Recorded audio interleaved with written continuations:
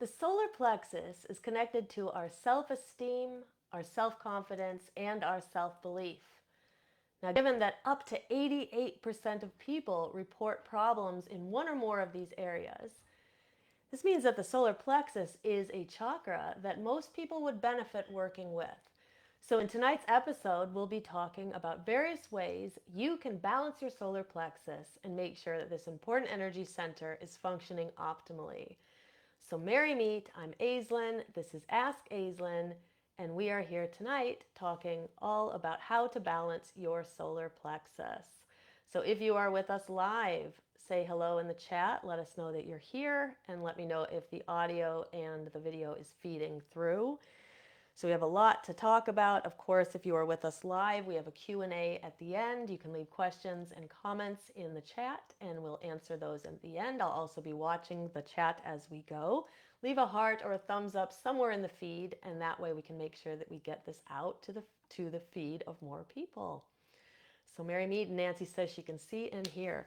And what's really weird about it is when I went off of this broadcast, I could actually see the video in the feed. I deleted it because it was unfinished, but I don't know what that issue was before, but it looks like we are live now. All right, Mary Meet, also to Carmen who's joining us. Say hi if anybody else has made it back to the live recording. So let us start by talking a bit about the solar plexus, mainly for those who don't know a lot about this energy center, but also this is always a good refresher for those who've been studying chakras for a while as well. So the solar plexus is called Manipura in Sanskrit. Manipura is translated to lustrous gem or to city of gems, depending on the translation that you are looking at.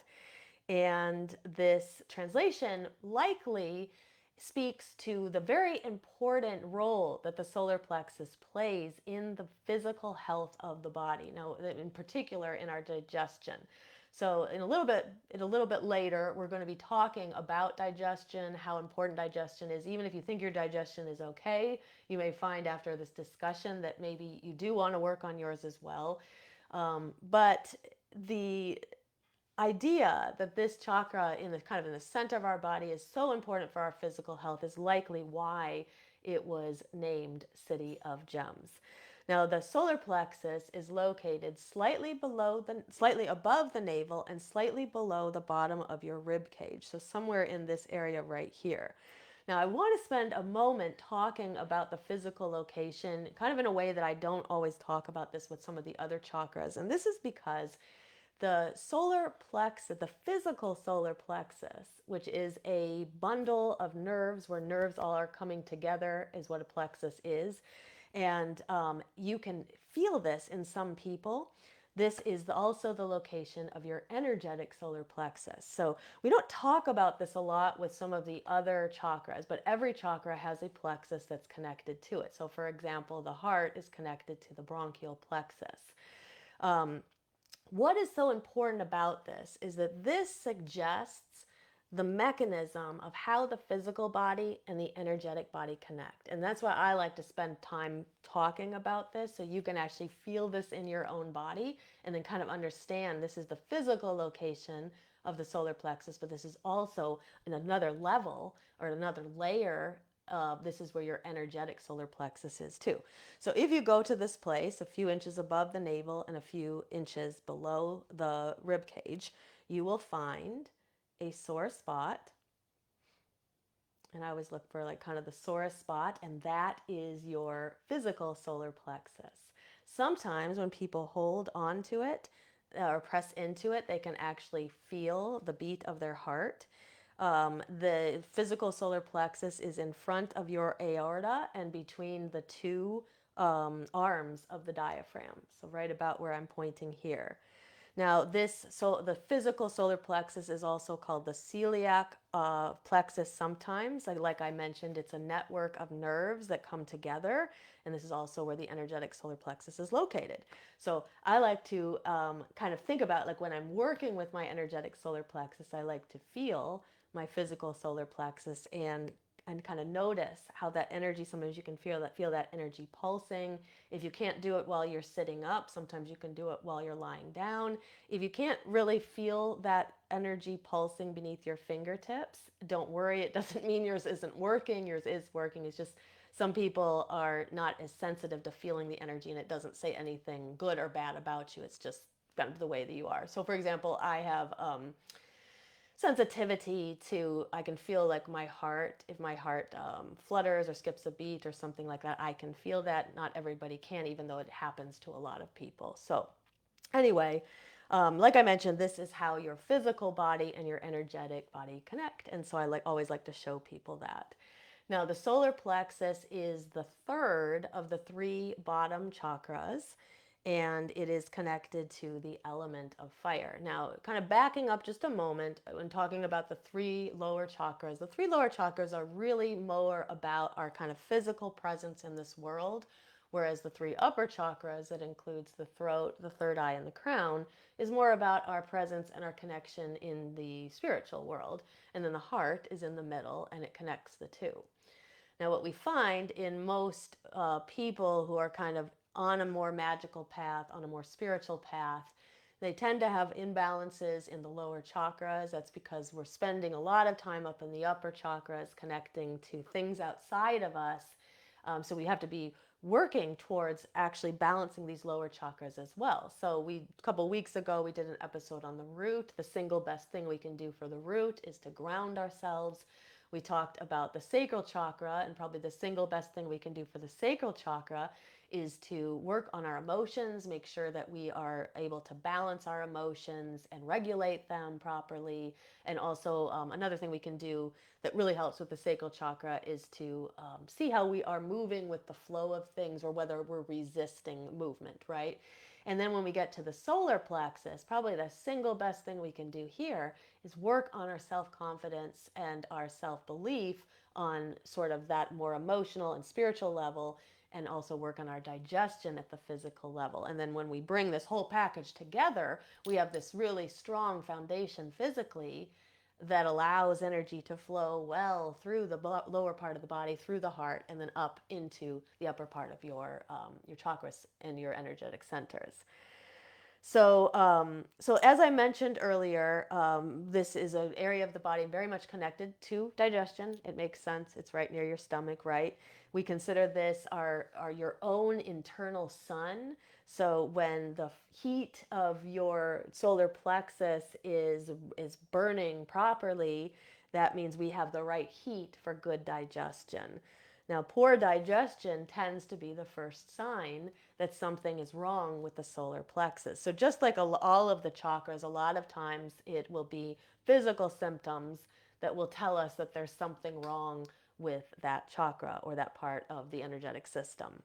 Now, the solar plexus vibrates with the color yellow, and it is, as I mentioned, connected to self-belief, self-confidence, and self-esteem, but also connected to your will. Your will is the ability to, will what you do, to move forward with the things that you want.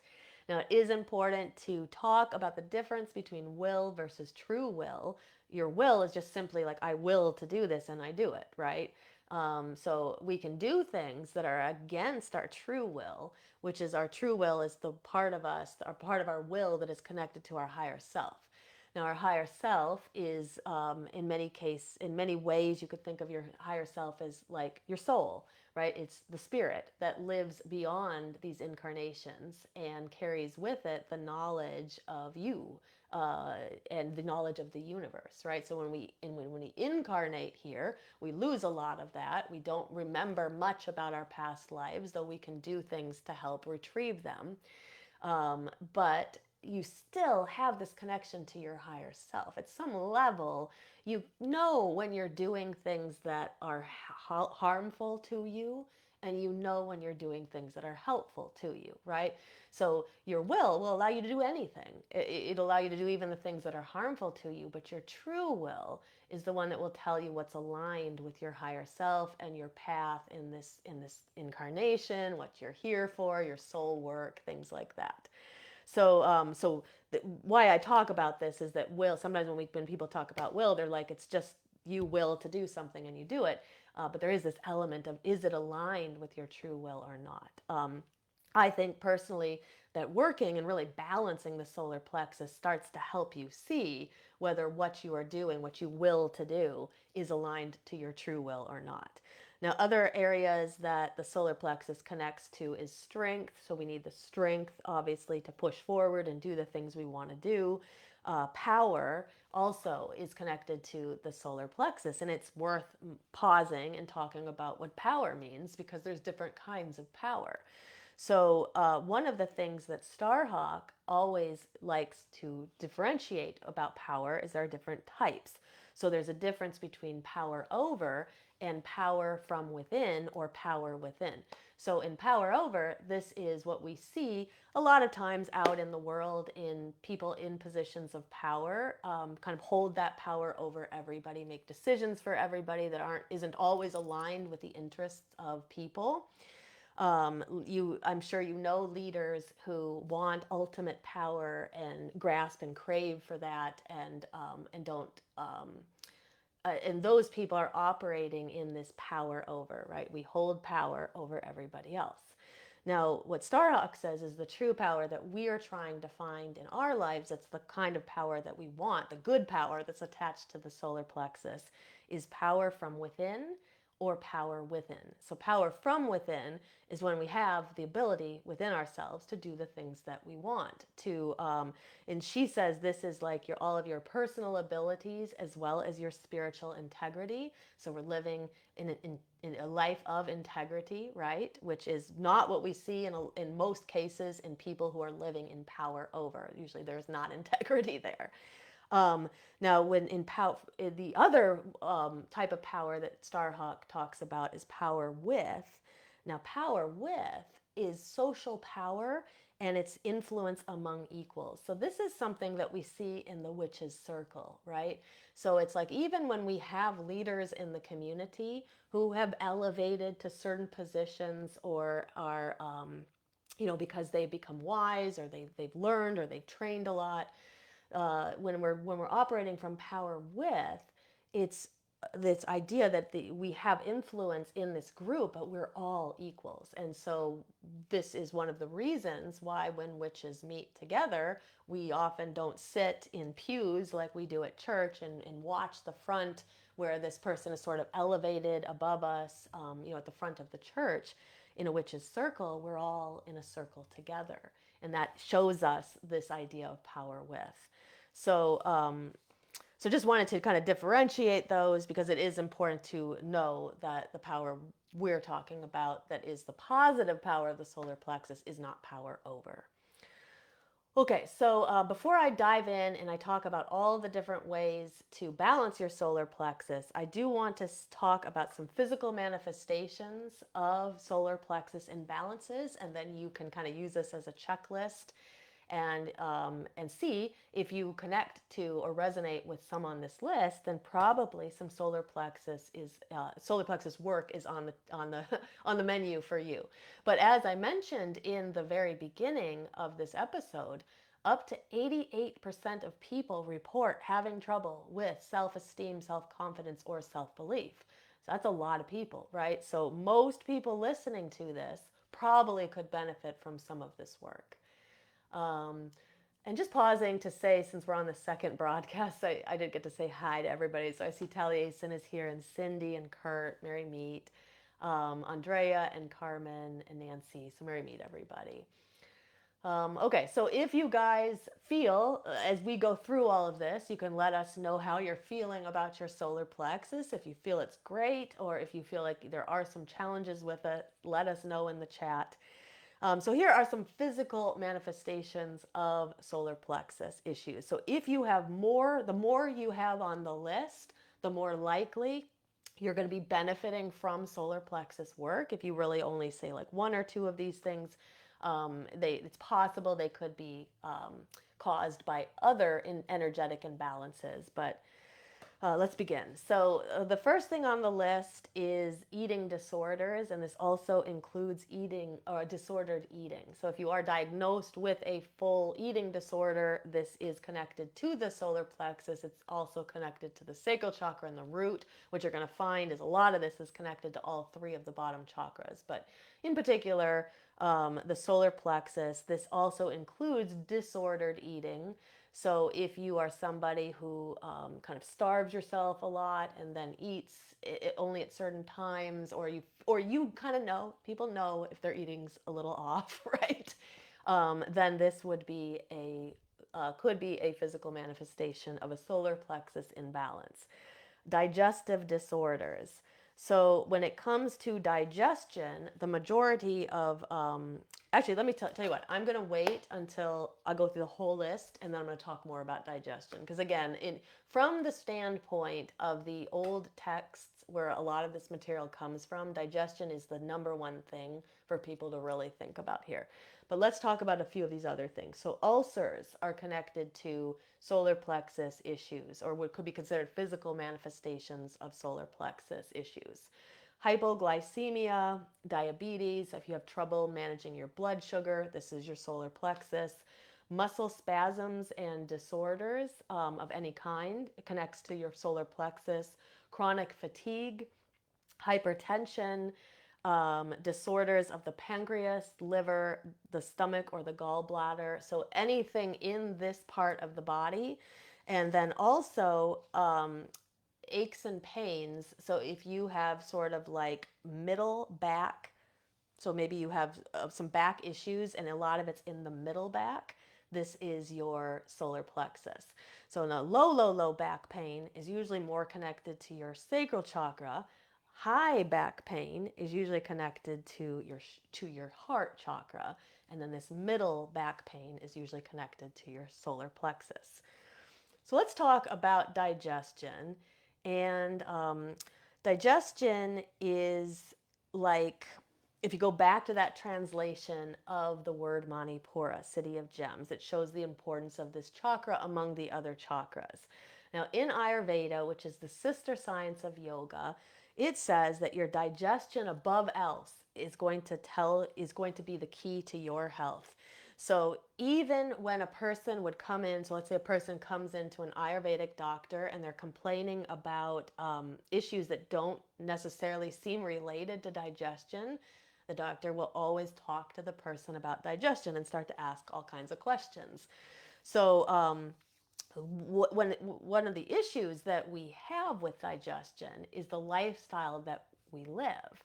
And so if you think about our lifestyles versus the lifestyles of, let's say, our great grandparents, so going back like 100 some years, we have very different lifestyles, right? It's a much faster paced world. We don't always sit down to eat. We eat very quickly. We don't chew a lot of the time. We're just swallowing food kind of whole.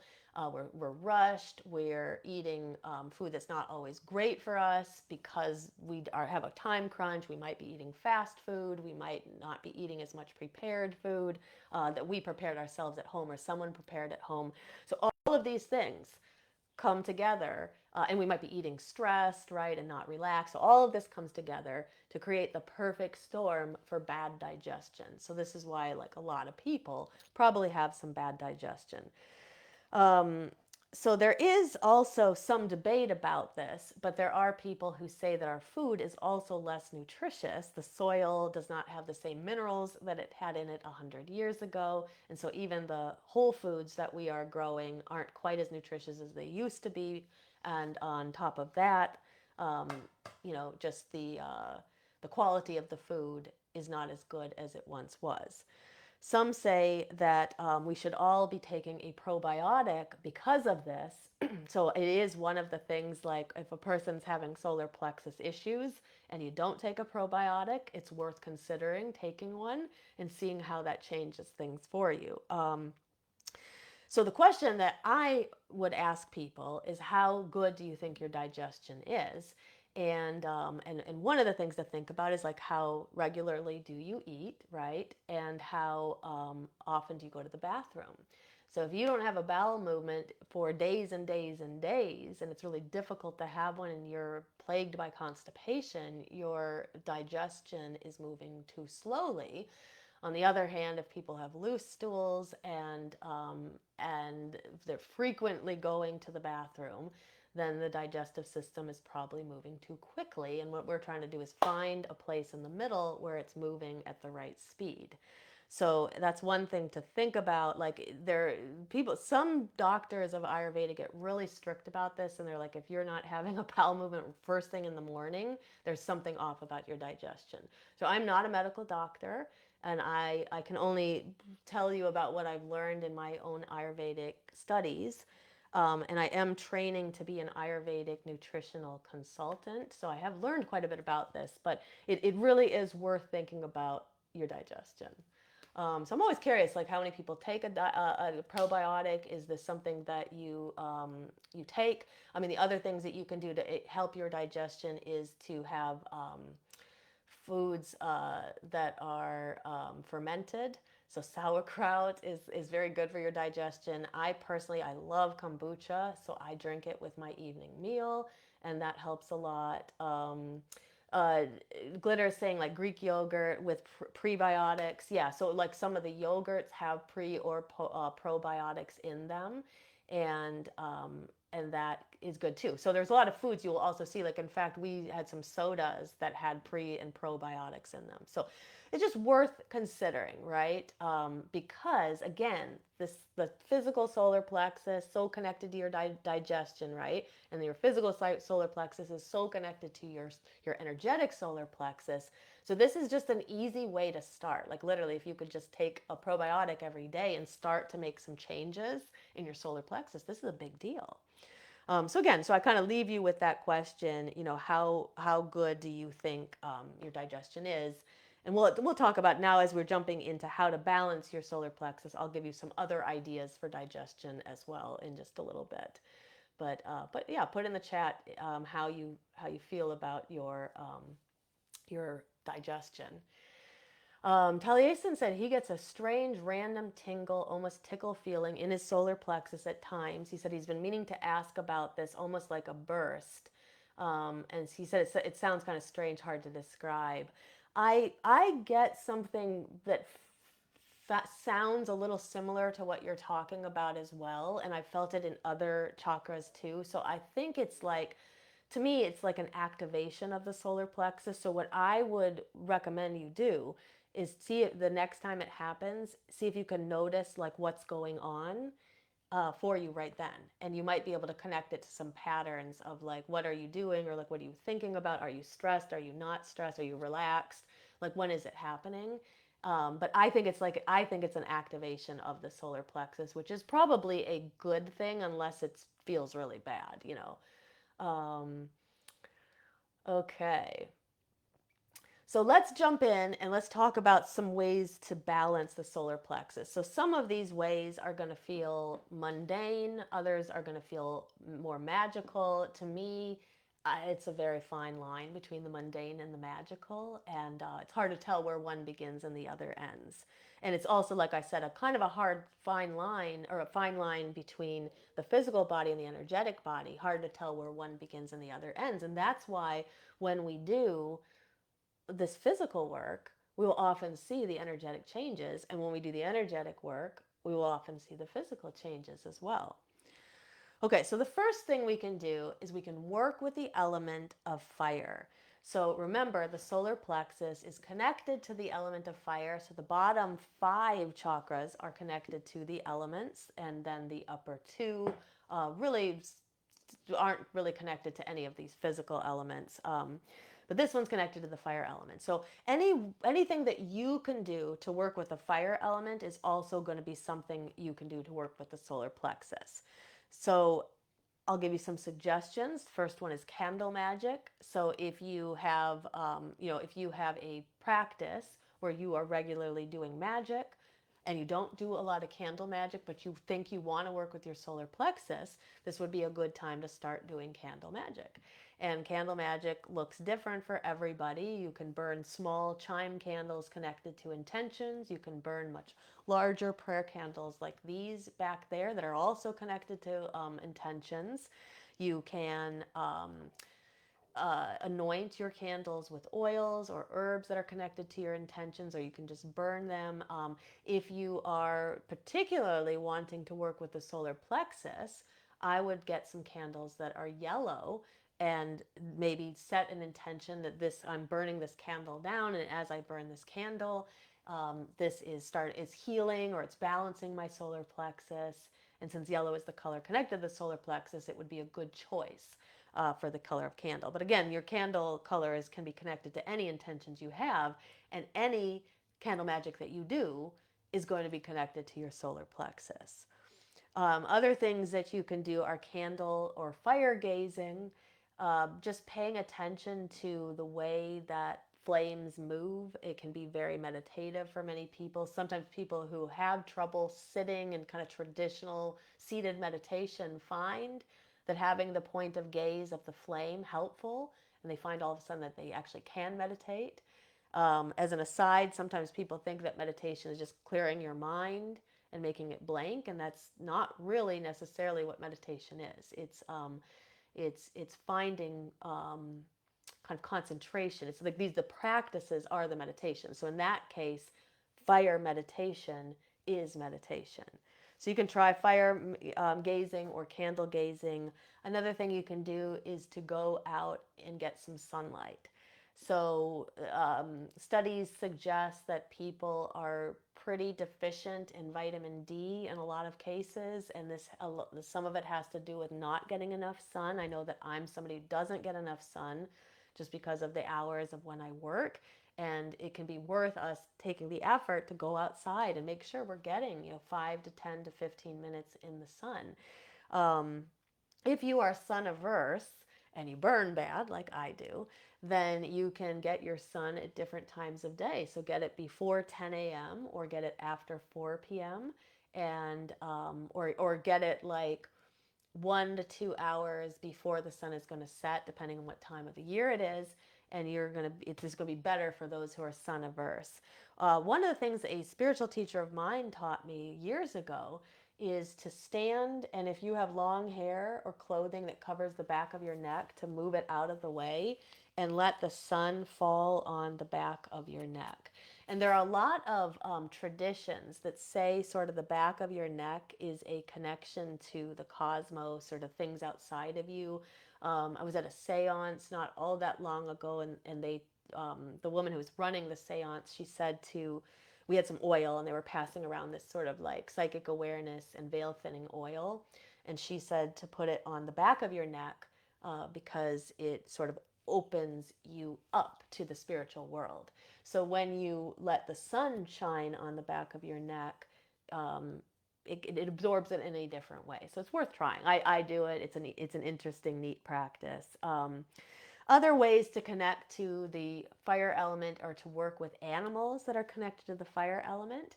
So this is not like, I'm not going to list them all off, but in general, big cats are connected to the fire element. I think cats in general, but especially like the lions and the tigers and leopards and jaguars, things like that. Also, lizards are connected to the fire element, so lizards of any kind. So you can work with them, but other animals like the phoenix or the dragon, like these don't have to be animals of the mundane world. They can be animals of the magical world as well. And sometimes people are surprised by the kind of connections that they get with dragons. And in fact, I think it was 2 years ago, we did a ritual for Litha for summer solstice, and it was about connecting to animal guides. And there were a few people at the ritual who were surprised that their animal guides showed up as dragons and not as they were expecting, like, horses or wolves or something like that, and they were dragons. So you can really open yourself up to different types of animals in the magical world as well. And then another thing to connect to the fire element is through kind of doing something different. challenging yourself, not always staying in the same lane, kind of moving out of your lane, doing something different to challenge you. So those are ways to work with the fire element. A great way, like I said, anytime you work with the fire element, you are also working with your solar plexus. Now, the idea here is that depending on how bad you think your solar plexus is energetically, and I don't like the word bad, but like how imbalanced you think it is, you may want to stack these practices. So if you're somebody who's like, my solar plexus is pretty good, but like all the chakras, I should work on it a little, you might just pick something here, like maybe this next one, which is working with the color yellow.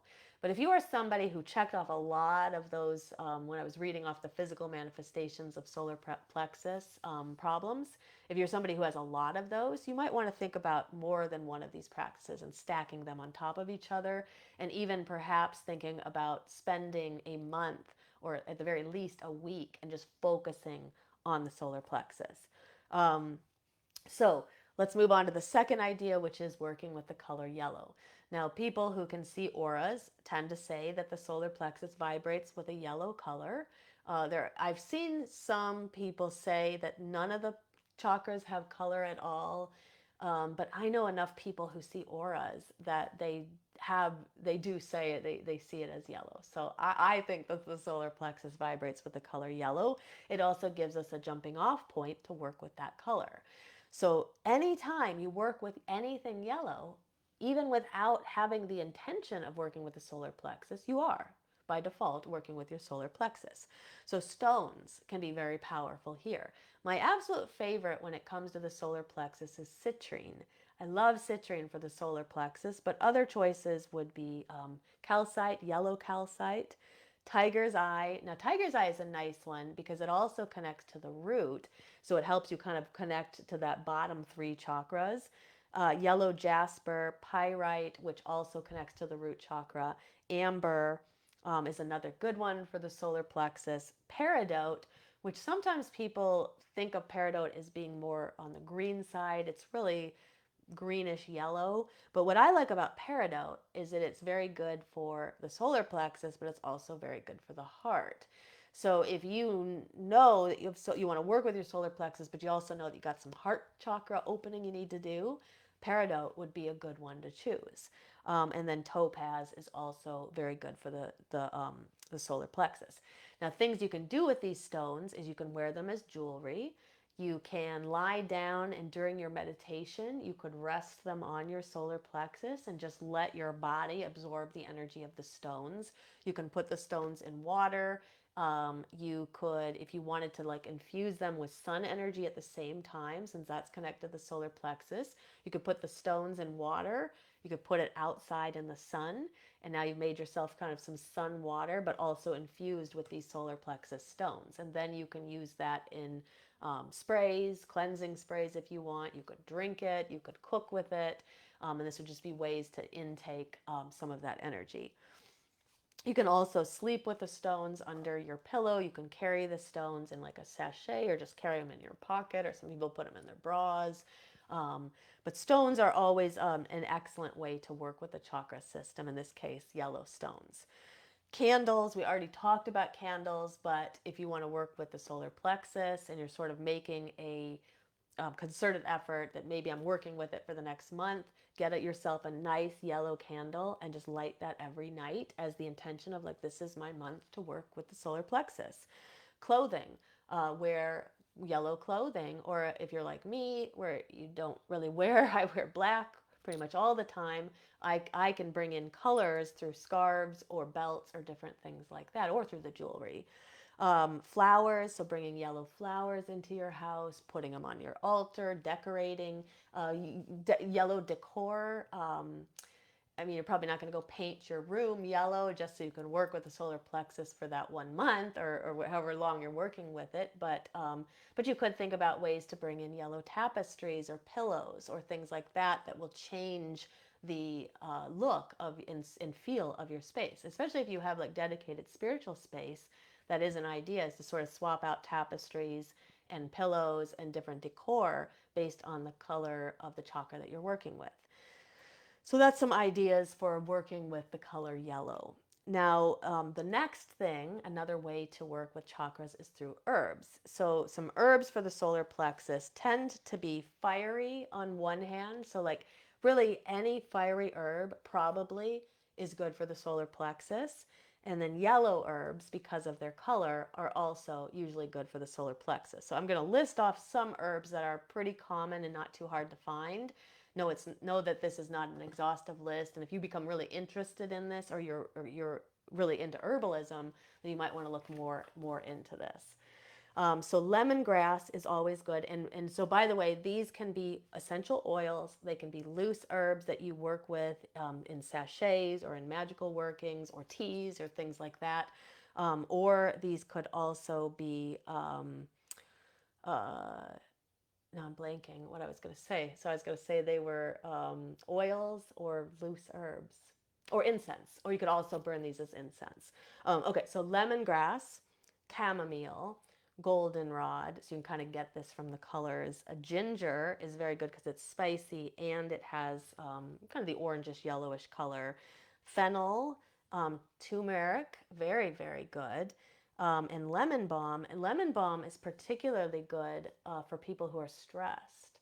So if you have a lot of stress, if you have trouble sleeping, if you have trouble relaxing, lemon balm is a great herb for that. Take some of the lemon balm tea or tincture before bed or when you need to relax, and it can help a lot, but also helps you with your connection to your solar plexus. Okay, I'm just going to pause a moment. And so, like I mentioned, when it comes to the herbs, again, if you are somebody who's really into herbalism, I would consider looking up what are the herbs connected to the solar plexus, see if you can get more than just the ones I listed. But you can use them for um, uh, essential oils, so you can use them externally, but you can also use them internally if they're safe to consume. Um, okay. Um, Taliesin said, does a chonky cat count? I have a chonky cat here named Camazotz, but I'm not sure what you were asking about. Uh, let's see. Glitter says she's allergic to the sun. What can you suggest as an alternative? Um, I see Kurt had suggested like a UV light or vitamin D. I think that if a person is allergic to the sun and that means that they're not getting vitamin D, I would suggest a vitamin D supplement probably. They say that there are a lot of people who are vitamin D deficient. It's always worth getting that tested when they do blood work to see if they can test your vitamin D just to see if it's low. But some vitamin D could definitely help. And I don't know enough about allergies to the sun, though, to suggest anything else.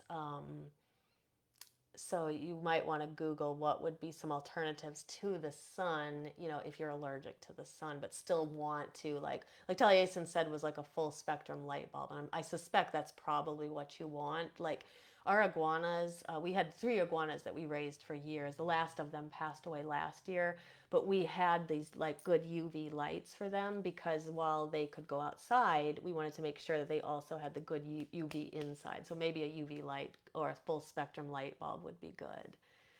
Taliesin said chamomile and dandelion, which I'm about to talk about. Yeah, because I'm going to talk about food and digestion, and dandelion is excellent for that. Um, so Glitter said, yeah, vitamin D could be an idea, but you're allergic to milk, but that's okay because you don't have to drink milk to get vitamin D. You can get you can get vitamin D drops. That's what I take. And you can find them on Amazon. That's where I found them. And it's just, you take like 1 drop and you get your vitamin D for the day. Okay, so let's talk about food. So food, like I spent some time talking about digestion, but the biggest thing here is know your own digestion. So get to really ask those questions. How good is my digestion? How good does my system seem to be processing food? And know your digestion enough to know what is good for you to eat and what's not great for you to eat. So if you know there are foods that are bad, if you know there's foods you're allergic or sensitive to, listen to what the doctors tell you. Because when you're eating a lot of foods that are not good for you, or they're because you're either allergic or you are sensitive to them, then you're taxing your digestive system in a way that it doesn't necessarily need to be taxed, right? So this is going to be different for everybody, but kind of pay attention to like what are the foods like that I should be eating versus what are the foods that make me feel inflamed or things like that, right? Now, the second idea with food is yellow foods, because we're talking about a chakra connected to the color yellow. So if you can eat these foods, see if you could find some foods on this list, eat these, and this will be a way to connect to the solar plexus. So lemons, bananas, pineapples, mangoes. There's always a lot of fruits on the list. Yellow bell peppers, yellow lentils, corn, and then I put dandelion greens here because dandelions, or like, even though, so like mustard greens or any of like the bitter greens, even though those are not yellow necessarily, though the tops of the dandelions are, the greens themselves are green. Um, these are connected to the solar plexus because of their ability to help you with your digestion. So if eating yellow foods is not of interest to you, you don't have to do this. But people like this. They like to think like, I'll eat some yellow foods on top of the other solar plexus practices that I'm doing, because I'm stacking these practices. And then, of course, like I said, take a probiotic. And then also think about the way that you eat. Do you eat standing up? Do you eat rushing around? Do you eat in your car? Do you eat at your desk? I work a lot. People know I work about 60 hours a week, with the exception of the summer when I don't have to see my tutoring students.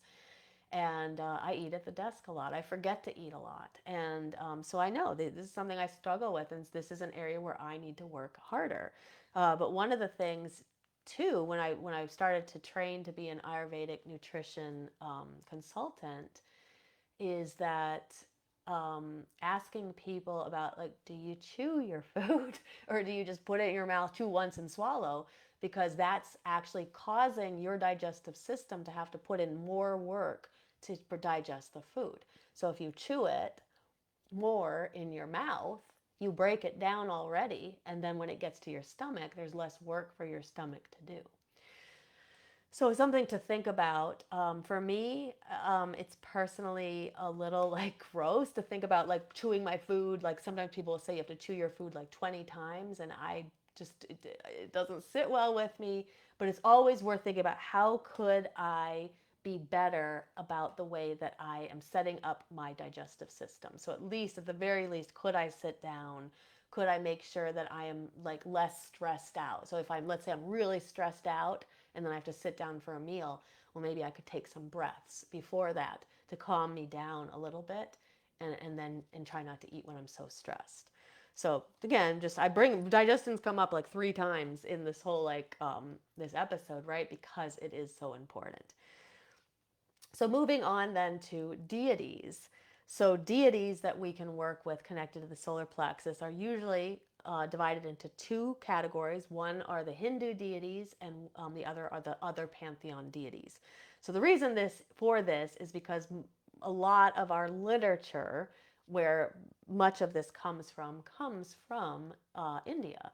And so Hindu deities, and these are practices that people use. They're constantly working to balance their energetic systems as well, and working with some of these deities. So the deities are Agni. Now, Agni is the Hindu god of fire. Agni is also the name for the fire, one of the names for the fire element within the body, and Agni is also the name of your digestive fire. So this is like a really good god to work with if you are having troubles with your digestion, troubles with eating, troubles with kind of maintaining healthy eating patterns. This could be an interesting deity to work with, as literally the digestive fire is named after him. Surya is the god of the sun. So if anybody does yoga, Surya Namaskar is the name for the sun salutation. And so practitioners would wake up and face the east and perform these movements to literally, like it's literally a ritual to give thanks to the god Surya. So you can work with Surya as well. There's another god named Rudra who is also connected to like the wheel. Rudra is, I believe in Sanskrit, I think Rudra translates to wheel, but the god Rudra is also connected to the sun. So those three are really great deities to work with from the Hindu pantheon. Now, other deities from other pantheons are going to be deities mostly connected to the fire element in some way. So we have Breed, Athena, Helios, Apollo. Amaterasu is one of my personal favorites, and I always these other ones most people know who they are. But Amaterasu is a little lesser known deity sometimes. She is the Japanese goddess of the sun, and in most mythology across cultures, the sun is thought of as male. But in the Japanese pantheon, Amaterasu is the female goddess of the sun.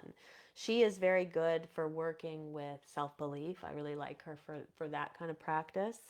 Other deities would be Bel, Ra, Mars, and Aries. And again, the list is not exhaustive, but if you want to work, you can work first of all, you can work with any deity. When you set an intention, you're like, I'm going to work on my solar plexus, make sure I'm balancing it better. You can go to your own personal deity and you can say that to them and ask for guidance or ask for their help with working with it. But this also gives you some additional deities that are actually connected to fire or connected to the solar plexus in some way, and they can also be useful allies in your practice.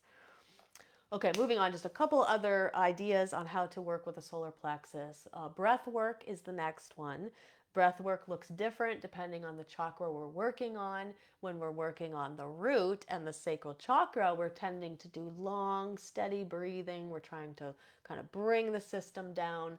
But when we are working with the solar plexus, we want more quick and activating breath work. So here are a couple of ideas. The first one is breath of fire. Sometimes people call it dragon's breath.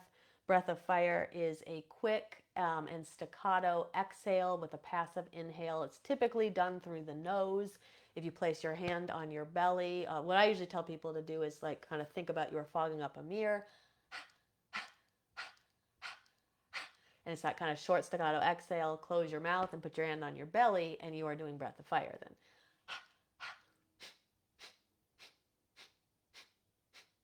So you can see the belly moving like that. So you could do that for a minute. You can do that for up to 3 or 5 minutes. It's very stimulating. So if you need a quick burst of energy, it's great. Breath of fire is awesome in the morning or awesome anytime you need a pick-me-up. But it's very good because it's literally stimulating the solar plexus and getting energy moving. It's probably one of the best breaths for moving stuck and stagnant energy anywhere in the body, not just the solar plexus. Now, the second breath is very similar, is a nice one, especially for people who cannot close their mouth because they have trouble breathing through their nose. You can do a panting breath. Now, you can do a panting breath with the mouth open or a panting breath with the mouth, a panting breath with the tongue inside the mouth or a panting breath with the tongue outside of the mouth. So inside of the mouth, it just looks like, so it's just the same breath, but we have the mouth open. Panting, you stick out the tongue. I personally like it because it's actually heating and cooling at the same time. So it's heating and activating the body by stimulating the solar plexus. But if you do it, you'll notice it cools your mouth down as well. So like, and you do that for a minute, up to 3 to 5 minutes, and this would be a great way to stimulate the solar plexus. Another breath that I really like is like a 3 breath. You take 3 breaths in and then you do a cannon breath out. So it looks like this. So I'm going to kind of, some people say like sniff. You sniff 3 times. So it's like,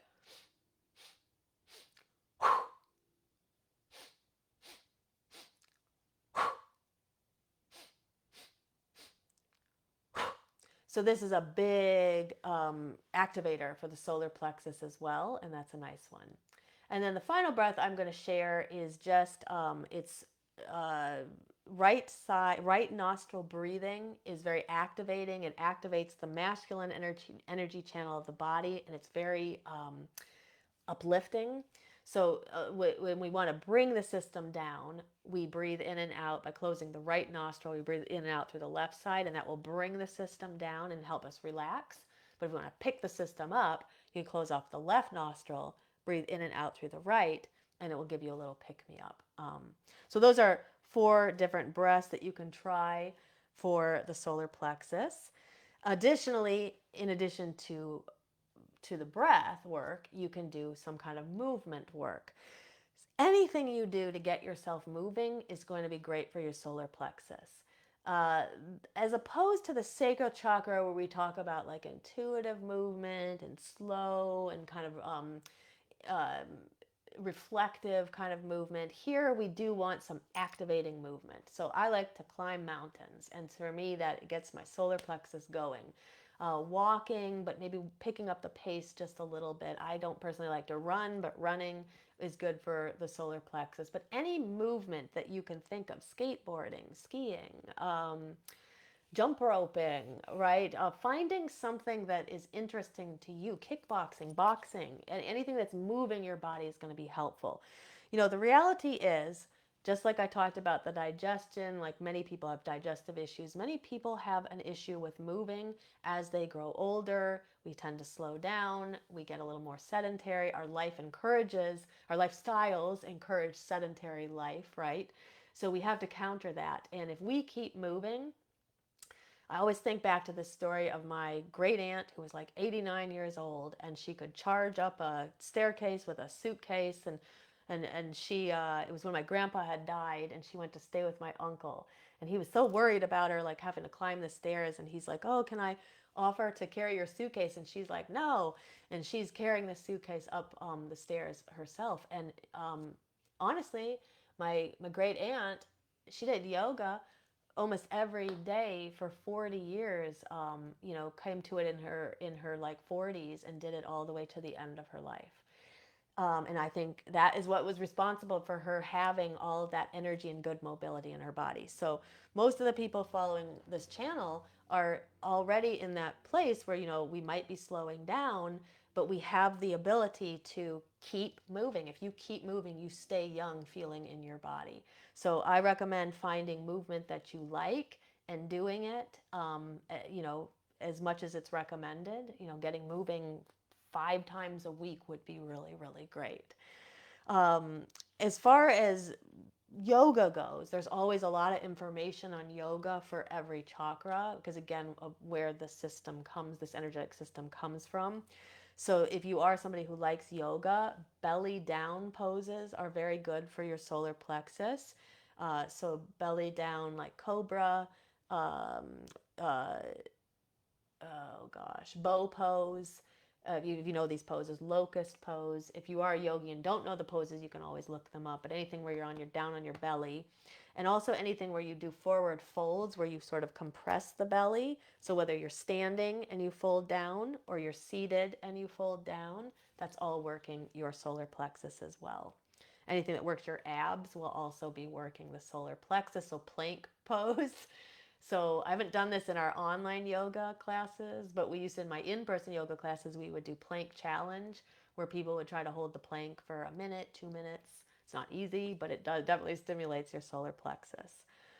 Okay, let me see. Last couple of things here. Seed sound. I like to always share the seed sound for the chakra. So the seed sound for the solar plexus is rum. It's spelled RAM, but it is pronounced rum. And so you want to generally intone seed sounds kind of low in the body, so not high up in a high register of your voice. So it would sound something like rum.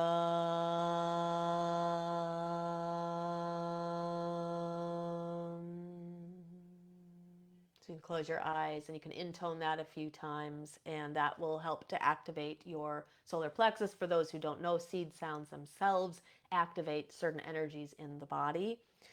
So they're particularly good. And then they're also, I thought I would share with you the seed sound. It's like actually a set of seed sounds for the sun god Surya, and his seed sounds are hrum, hreem, hrum.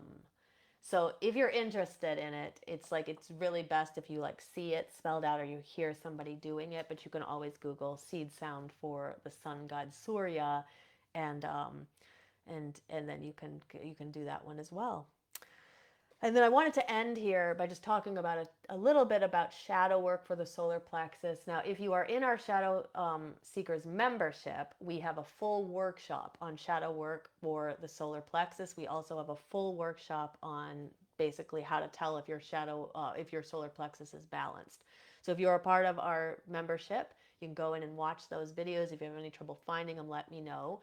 If you are not in that membership, you can go to our YouTube channel and you're looking for, I think it's episode 65. There's an episode on the solar plexus which goes into more detail about how to tell if your solar plexus has restrictive energy versus excessive energy. Everything that I'm sharing here tonight is just working to balance your solar plexus, but if you want more info, you can go check out that other video. And of course, those in the Shadow Seekers membership, you guys have a lot more material that you can go check out. We also have practices in our Shadow Seekers membership connected to the solar plexus, yoga. We have some breath work and Kundalini videos. So there's a lot of things that you can do to work on your solar plexus.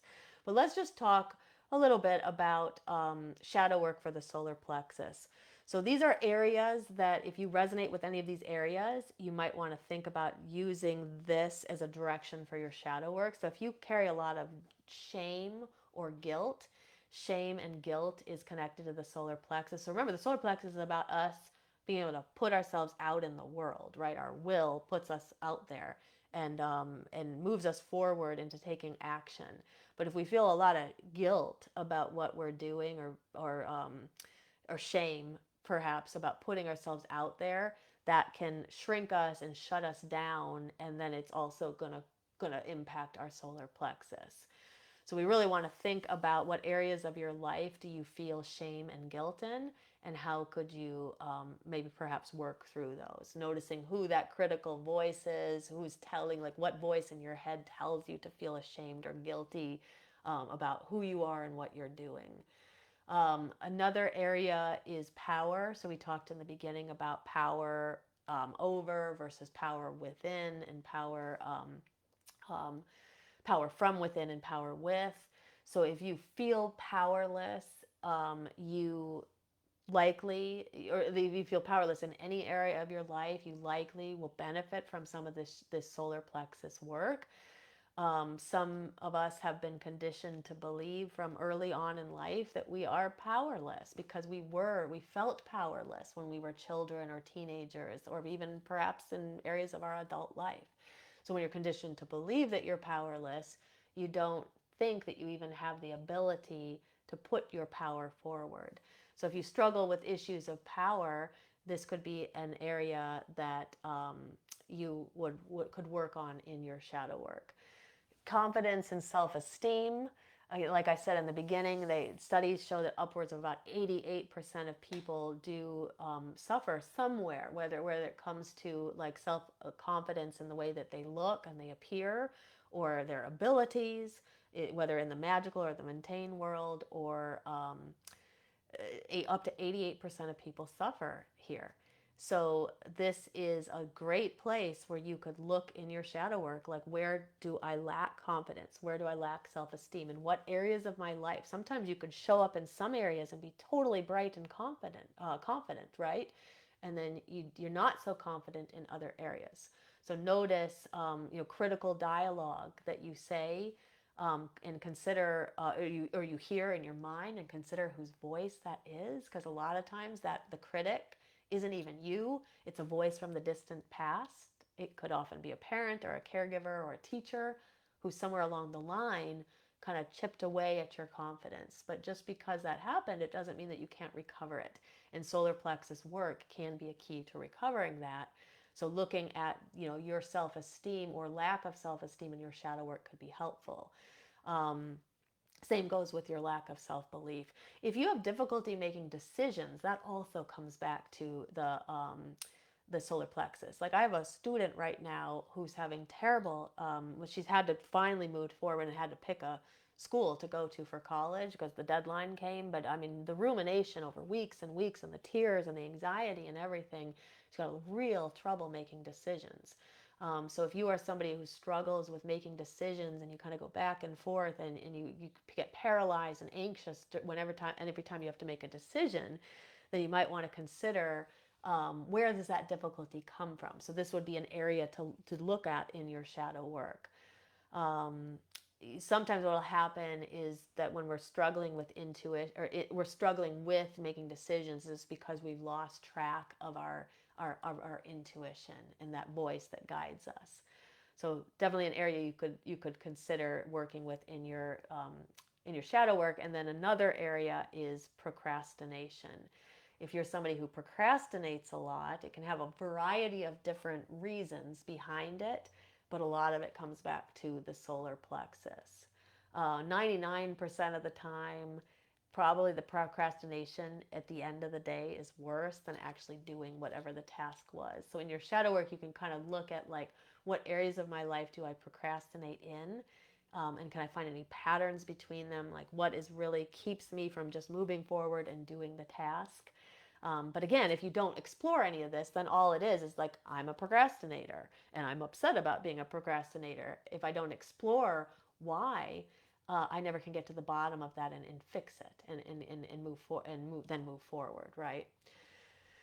So that is some areas that you could consider working on in your shadow work with that are connected to the solar plexus. So that is what I have prepared for today. So in just a moment, I'm going to move over into the Q&A. I do have a couple of questions, or at least have one question to talk about. Anybody who has any questions, though, and you're live, put them in the chat. Even if you're not live, put them in the chat because I will go back later and I'll answer anything that we don't answer in the live feed. So I'm just going to return to the chat here and see what everybody is saying. Sorry, it jumps on me a little bit. Glitter says she's going to buy a sun lamp. Yeah, I think that would be a good idea, especially for if you can't get out in the sun. I think that would be an excellent idea. Okay. All right, so anybody have any questions, put them in the chat. I'm going to go ahead and I'm going to answer this question that Kurt asked.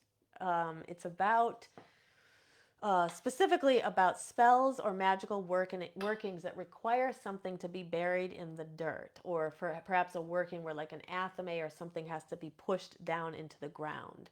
So he said, I live in a place where this couldn't be done. So he said, if you have a place like that, so he said, so if you place that in a pot of soil, say in your apartment, would that be acceptable in its place? So absolutely.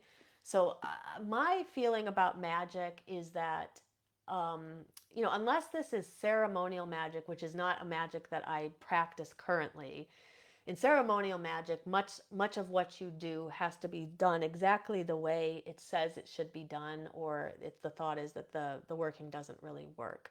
So if it's ceremonial magic, I would probably defer to somebody who practices ceremonial magic and could answer that question. But in my practice, I say absolutely. If you don't have the means to do a spell the way that it says in the book, or whoever you got it from, you can be creative and you can find different ways. Like, so what's the alternative is that the person who lives in the apartment can't ever do anything where things have to be buried. Well, that doesn't seem right, right? So you can always find ways to work around that. So I actually think what you said with the pot of soil, that is exactly what I was going to suggest.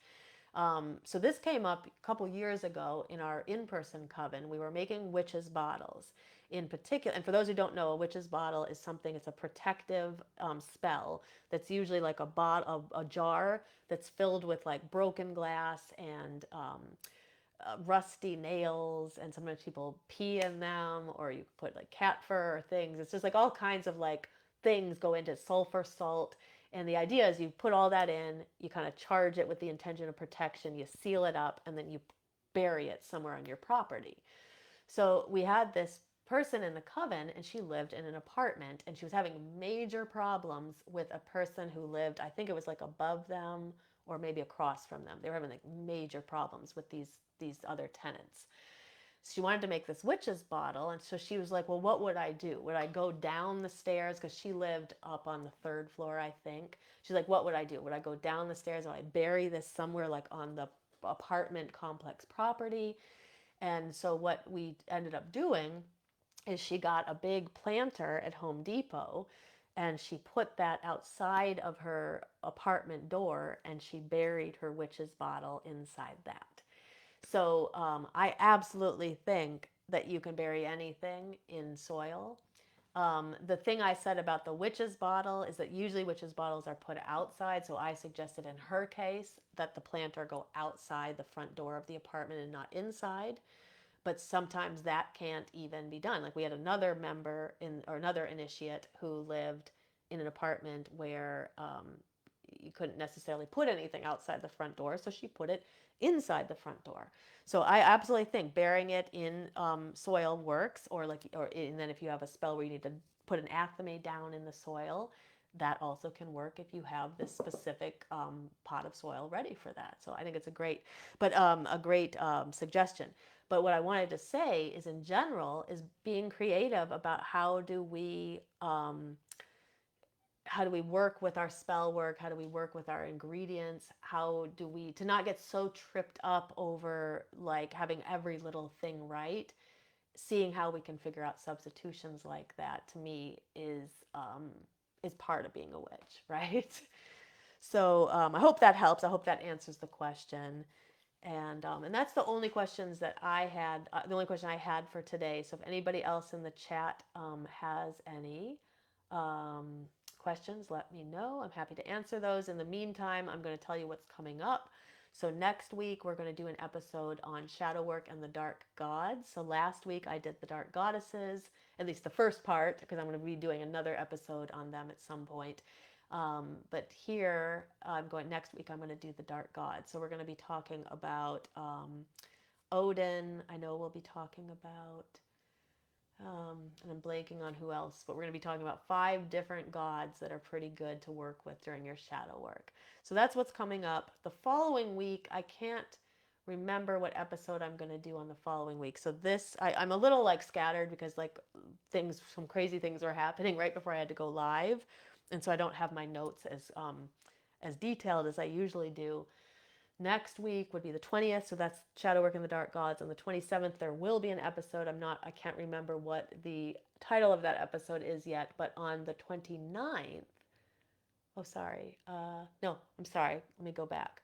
So on the 20th, Shadow Work in the Dark Gods. The 27th, I'm not sure what the episode is, but on the 22nd, Thursday the 22nd, we're going to be having a free shadow work ritual.